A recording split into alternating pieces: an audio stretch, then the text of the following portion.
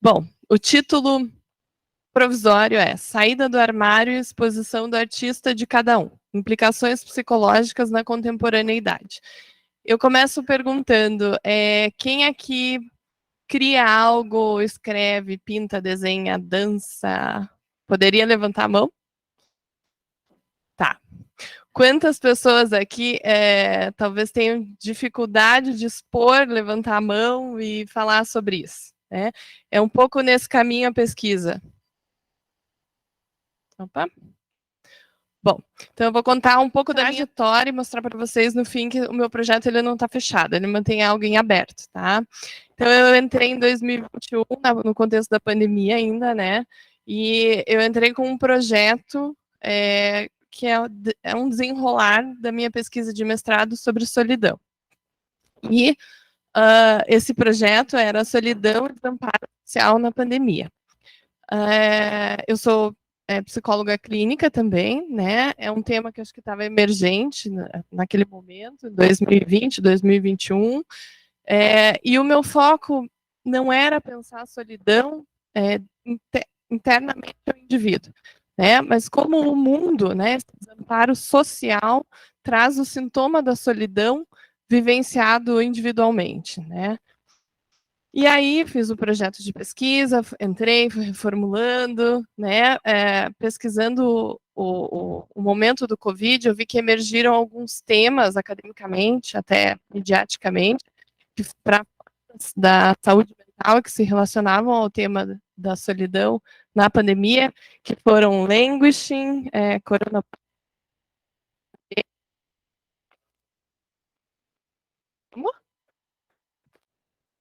Tá. E fui pesquisando esses temas, né? E produzi um artigo, tá para ser publicado, e me aprofundei nisso. Ao mesmo tempo, enquanto eu fazia isso, eu estava vivenciando muitas coisas pessoalmente, e aí me surgiu um projeto completamente novo, exatamente no momento que eu finalizo o projeto da solidão para apresentar numa disciplina de metodologia, porque no primeiro ano a gente faz várias disciplinas. E na noite que eu finalizei, que eu enviei o arquivo, eu fui dormir, sonhei com um novo projeto, assim, sei lá da onde. E aí eu vou entendendo esse da onde, vou explicando para vocês, né? A sensação primeira é uma coisa muito inconsistente, mas acho que agora, um ano depois, nesse caminhar, eu já consigo compreender o que tem ali, né? Então, acho que a partir dos meus próprios processos criativos, né, da minha vivência clínica, e também deste sonho, né, emergiu esse tema que é das vivências psicológicas relacionadas à exposição de criações artísticas, né? Aí uma imagem que me veio é a saída do armário do artista de cada um, não necessariamente das pessoas que se identificam, que têm identidade de artista ou que trabalham profissionalmente como artista, né? E esse é um tema, por exemplo, que está presente na clínica. E as implicações psicológicas disso na contemporaneidade, né? Porque também o que é expor? É expor para alguém íntimo, é expor no Instagram, né? E tudo isso tem várias implicações. Eu fui me dando conta ali, né, que esse sonho veio também alguns dias depois de uma conversa com uma amiga, e de eu ter falado quanto na minha clínica me vêm pessoas com temáticas relacionadas à arte, eu não tinha me dado conta. Acho que foram vários processos que foram culminando nisso. Eu fiquei um tempo sem nem contar para o orientador, né? Mantive em silêncio para ver se decantava, se era algo fugaz e tal. Mas não, né? E o que me chama a atenção na clínica, o que me chamava, e que era consciente, acho que essa temática na clínica era consciente para mim, é que geralmente a gente lê muita coisa em psicologia, inclusive em psicologia analítica, sobre o insight criativo, né? O inconsciente coletivo, como funciona o processo criativo, mas a questão da exposição, colocar para fora ou não, né? Importa, não importa, como é esse processo, geralmente muito doloroso, né? Eu vi na clínica, eu senti senti curiosidade, senti que podia ir atrás disso, né? Sem contar que eu acho que, como o professor já ressaltou aqui, né, a gente está num movimento dentro da da psicologia como um todo, de não ficar só preso ao subjetivismo, aos processos inter, né?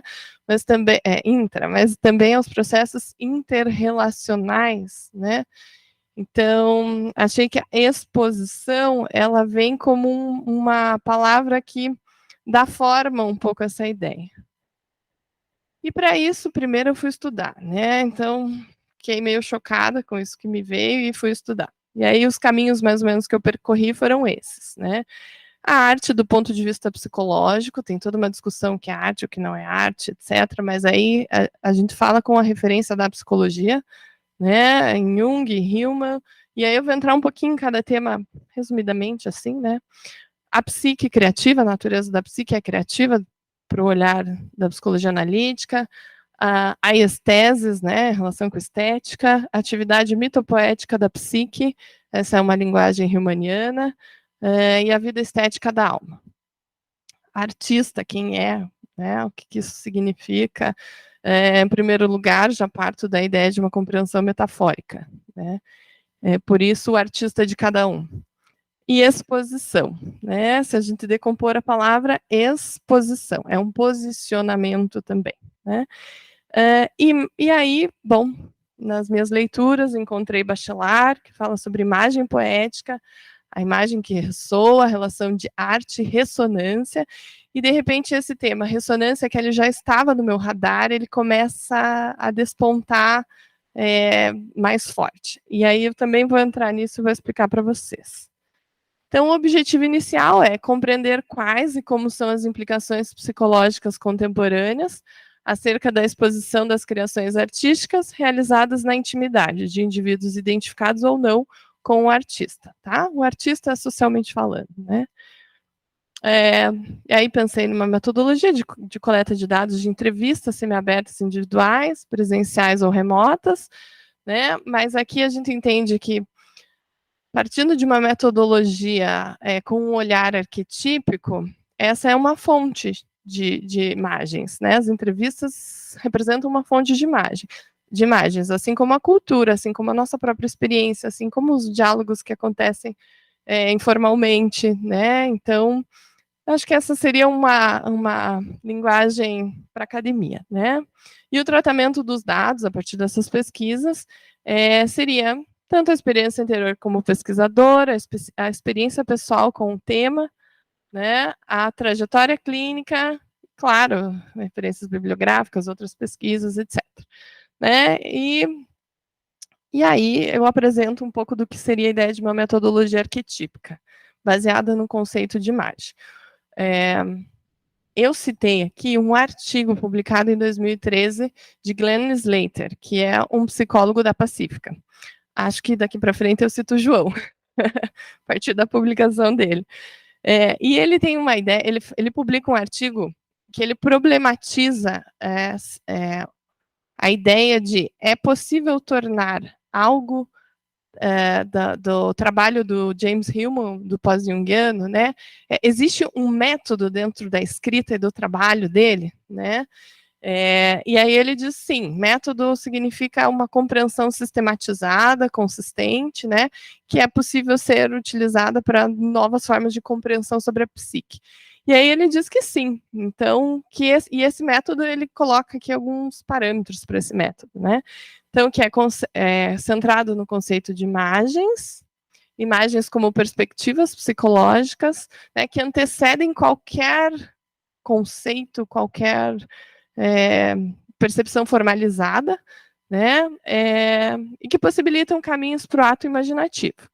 Representam uma postura politeísta, de amplificação, de aberturas, capazes de produzir sentido para a alma. Eu poderia ficar um tempão explicando o que é imagem, o que é alma, mas eu vou passar adiante, né? Ele fala que o politeísmo é essa visão multifacetada das coisas, né, e da psique, e é também um hábito mental do psicólogo, que é a habilidade de expandir um assunto ao considerar a sua natureza multifacetada, polivalente. E aí a gente amplia, mas a gente também tem que fazer um tipo de síntese, né? Então ele fala que tem amplificação diferenciada, que a gente olha para muitos aspectos, examina um assunto por muitos ângulos, em níveis diferentes, por isso acho que não só entrevista, né, é uma fonte de amplificação, ela é uma das, mas existem outras. E aí a gente localiza uma ideia crítica, né, central, e aí uma amplificação que é integrada, que forma uma imagem adequada. Eu trouxe no título uma imagem, né? A saída do armário do artista. Isso é um exemplo de imagem. Imagem não é algo plástico, não é uma imagem visual, mas é que permite tanto ampliação quanto a produção de novos sentidos, né, de uma forma sintetizada. Esse método prioriza a perspectiva psicológica, não é sociológica, não é. Por mais que a gente fale do mundo, a gente lembra que a nossa referência é a partir da psicologia e não da sociologia, né? Sociologia vai nos fornecer mais imagens, mas a gente fala do ponto de vista da psicologia. De uma linguagem próxima da psique. Ela precisa ser metafórica, simbólica, mítica e plural. Para a gente se aproximar de qualquer fenômeno psíquico, a gente tem que fazer insinuações, alusões, né? Porque senão a gente mata o fenômeno psicológico. Então, parte disso. E é um método que promove uma forma de psicologizar, a qual vai direto ao coração do fenômeno. Então, tem algo fenomenológico também. A gente se aproxima, descreve o que se apresenta, né, por meio da suspensão, e a partir dali a gente vai se relacionar com aquilo que aparece. Então, o fenômeno estudado é considerado em sua relação com o pesquisador. Bom, estou mais implicada do que tudo, né, nesse tema. Pode se apresentar em diversos contextos e se relacionar com eles, nas expressões individuais, na cultura, nas artes, nas mitologias, toda a produção humana. É entendido como potente o suficiente para ser ampliado. É tratado de forma que possa apresentar algo novo, numa nova configuração, algo novo, né, surge, e recebe o cuidado por parte do pesquisador de não ser encerrado em categorias biomédicas, materialistas, limitantes, por isso, né, necessita de uma linguagem mitopoética. Bom, então, tá. Caminhei um pouquinho por aqui, tá? Vou só citar reflexões sobre a arte na psicologia do Jung. Claro, não reli a obra inteira, né? Fiz algumas pesquisas, dentre elas uma dissertação de mestrado de uma colega da USP, que fala sobre a arte no trabalho do Jung, né? Em todas as obras, ela fez esse trabalho. Ela traz alguns pontos muito interessantes. Colonese, Luísa Colonese. Ela fala na ênfase do caráter simbólico da experiência, a obra de arte como um símbolo, né? O encontro da psicologia analítica com a arte, que é um espaço psíquico para o desconhecido, para o não óbvio, não familiar, né? A arte também nos possibilita uma posição de alteridade. A arte em Jung está presente tanto na vivência pessoal dele, né? A gente vê os livros vermelhos e tudo, mas ele também fez reflexões sobre a arte, sempre colocando que o ponto de vista dele não é do crítico de arte, mas é o papel psicológico da arte, né? A função psicológica da arte. Enfim, né? Essas distinções entre um sonho é uma obra de arte ou não, né? A psique criativa, ela cria, é uma obra de arte? Bom, acho que para ser arte precisa algum tipo de formalização, uma apresentação estética, né? Isso aqui são vários autores que falam, é reforçado no Jung. Então, quando a gente está falando também de uma criação de algo, não é só de uma ideia, né? Pode ser, mas ela tem que ter esta apresentação material também, de alguma maneira, né? E várias outras questões, autonomia da obra, distinção entre a obra e o artista, a obra que emociona, a obra como complexo pessoal, né? Enfim, a correlação entre o efeito da obra e a época. Tem muita coisa sobre arte, né? Sendo dita e sendo falada. E aqui que eu acho muito interessante essa frase: é necessário que haja uma atitude consciente que reconheça na expressividade da obra algo novo, diferente, algo pressentido, mas ainda carente de total compreensão. Bom, aqui o segundo ponto de pesquisa, né? A psique criativa, psique cria a realidade todos os dias. Então, a gente está o tempo todo criando, né? De novo, aquela questão, o que é uma criação artística, o que não é, né? Aqui eu trouxe um pouco da reflexão que o Hillman faz sobre a estesis ou estética, né? Mas aqui a estesis é a estética para os gregos, né? Que é a nossa resposta primária de absorver, de suspirar, né? Trazer o mundo para dentro. é uma resposta das emoções, né? Mas ao mesmo tempo é um movimento também que se faz a partir disso, né? De trazer o mundo para dentro e ficar com o mundo tal como ele se apresenta, né? De interiorização, né? De personificação, de poder tornar animado aquilo que foi inspirado, né? De trazer possibilidades de sentidos. E, bom, a atividade mitopoética da psique, a linguagem essencial da psique, né, é mitopoética, acho que eu já falei um pouquinho disso, e a alma ela se expressa, né, por meio de uma forma estética, seja pelo sonho, seja pela... A gente se relaciona com o conceito de alma, acho que, né, por essa via.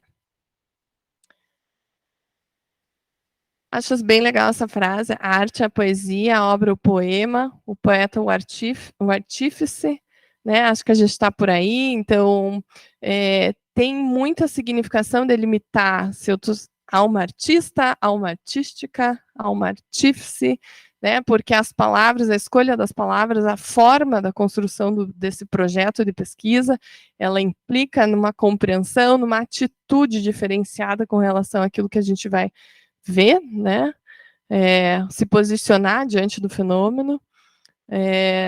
Então, como seria trabalhar com as imagens, né?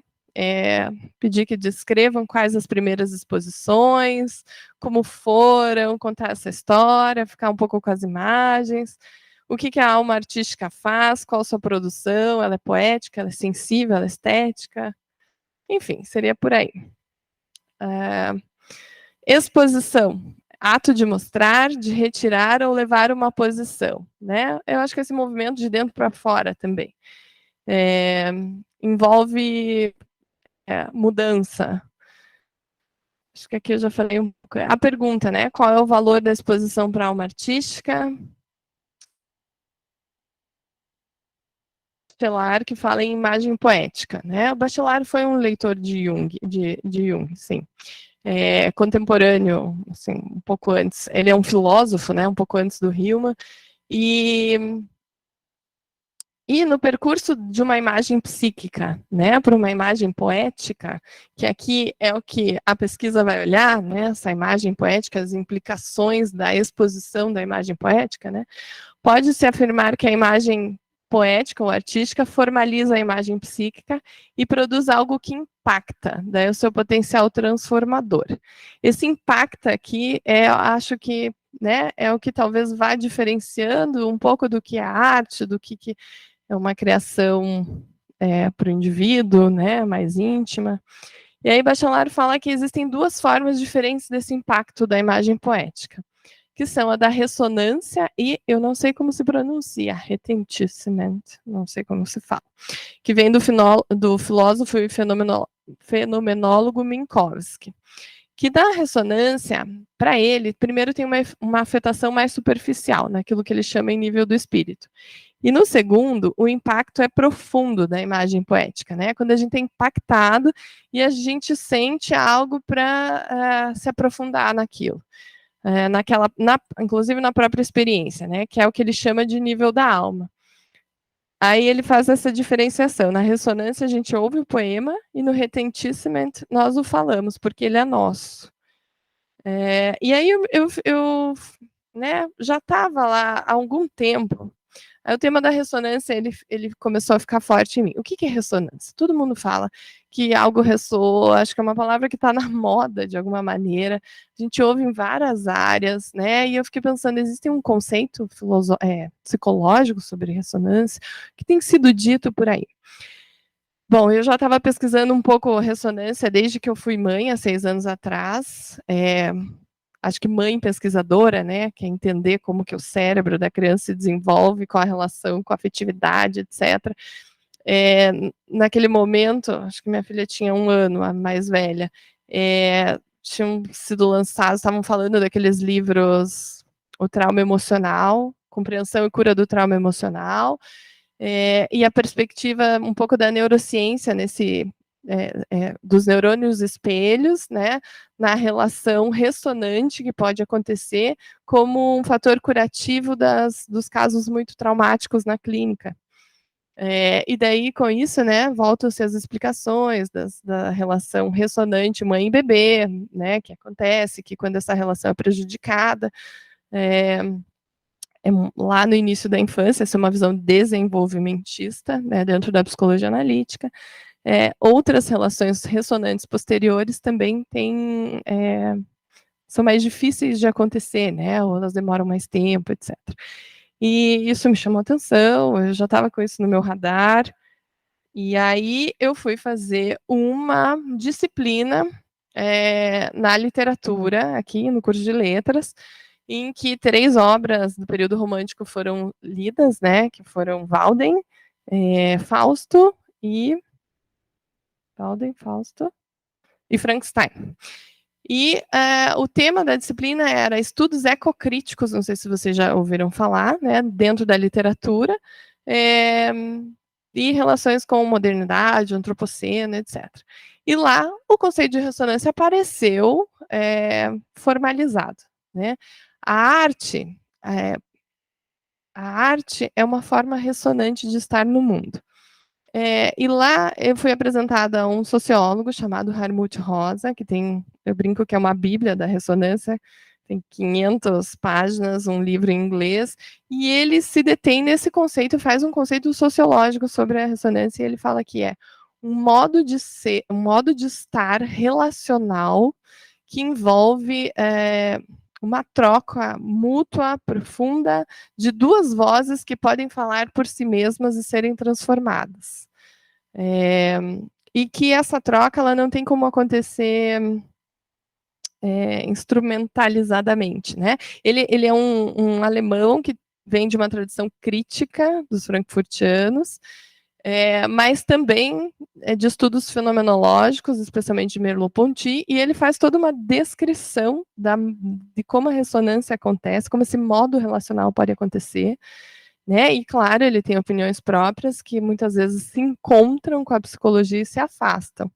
E isso me chamou muito a atenção, porque eu comecei a ver no conceito de ressonância, né, a partir dele, comecei a imaginar esse conceito de ressonância por um olhar da psicologia analítica. E que ele se encontra muitas vezes, acho que com a temática, né, da Anima Mundi, com toda essa crítica que o Hillman faz sobre a psicologia muito subjetivista, né, sobre, acho que a gente está vendo aqui, né, reforçadamente nas pesquisas, esse olhar de como o mundo nos afeta e qual a relação do homem com o mundo.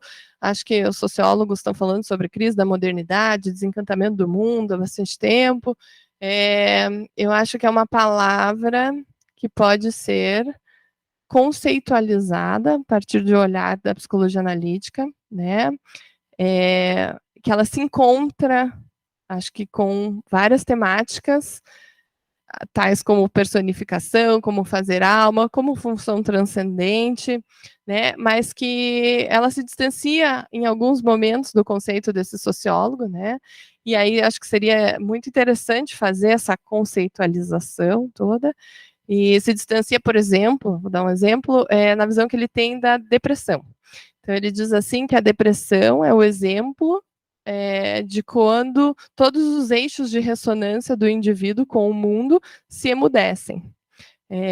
Ele diz que são vários eixos de ressonância. A gente pode vivenciar a ressonância a partir da religião, da arte, da família, né?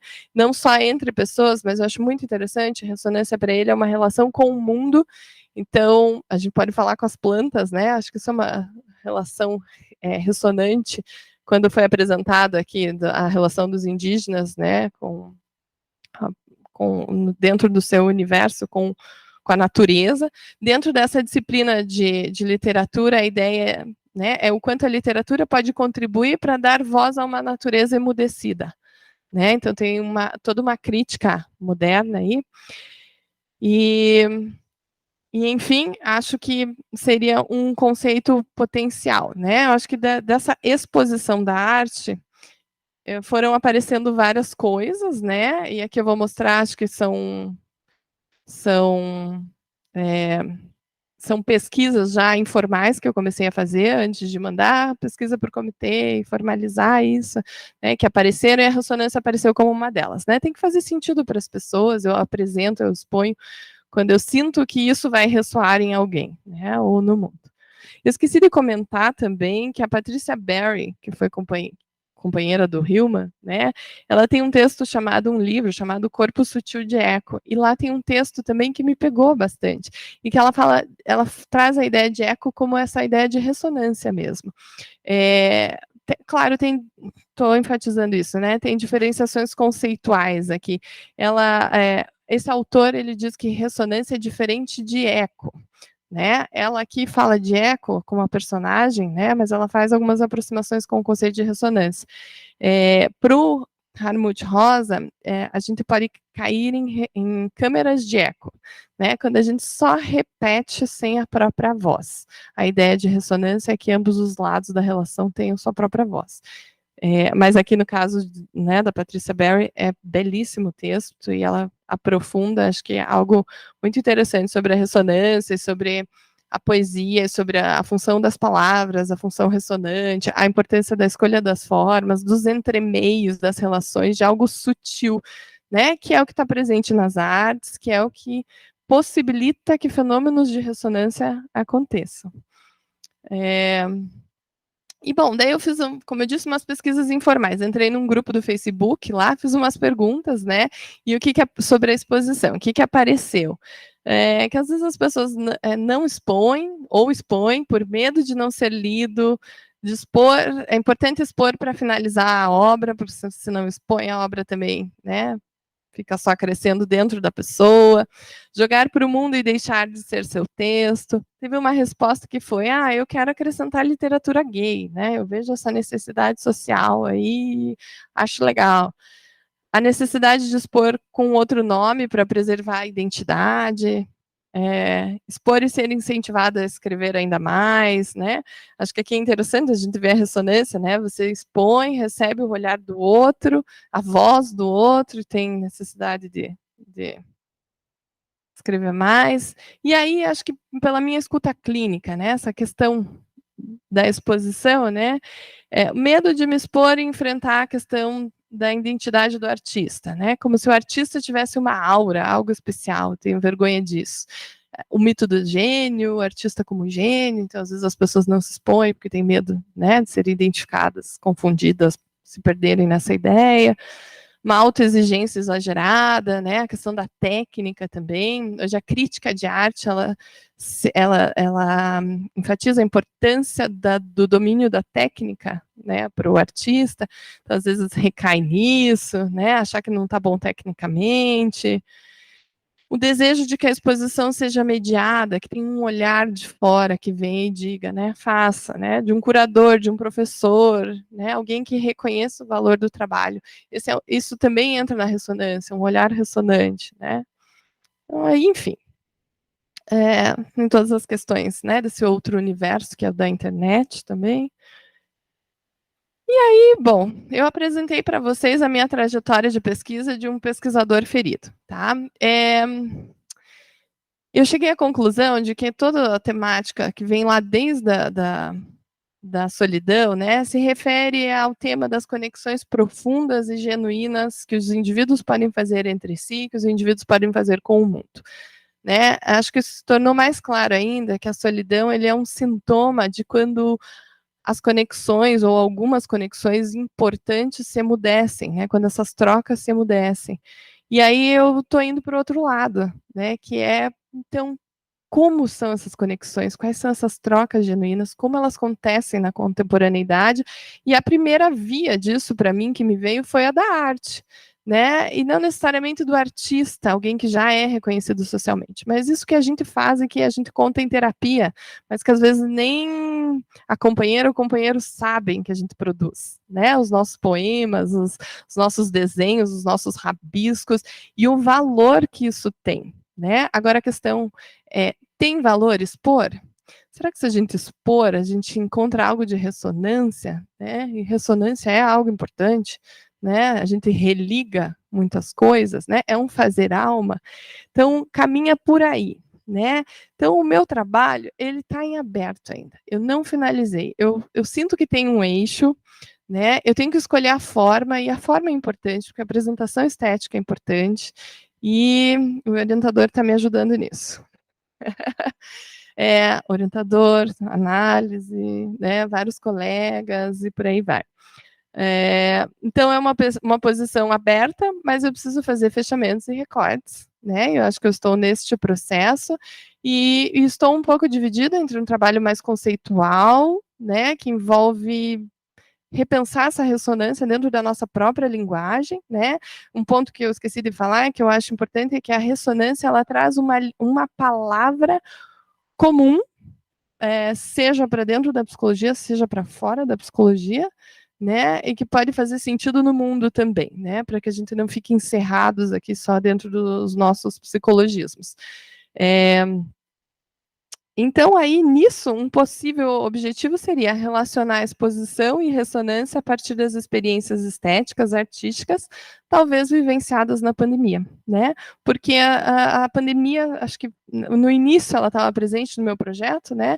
Ela potencializou a percepção das pessoas, né? Acho que menos relações para fora fizeram com que as pessoas criassem muitas coisas também, até para lidar com tudo que estava acontecendo, ou até de uma forma ressonante, né? O mundo está em luto, então as pessoas também sentiam isso do luto, né? E a partir disso também criaram, sonharam muitas coisas. Eu vivi um processo criativo muito intenso na pandemia também, eu acho que isso também contou. Então, é por aí. Referências, me coloco à disposição para quem quiser compartilhar alguma coisa, né? Se tiver vontade de contar, fazer um depoimento, né, sobre essa temática, tanto da ressonância, quanto da exposição, quanto do seu criar artístico, né? Eu agradeço, acho que é uma troca, posso trocar também as coisas que eu já, né, construí até aqui. E é isso, finalizo aqui. Obrigada, gente.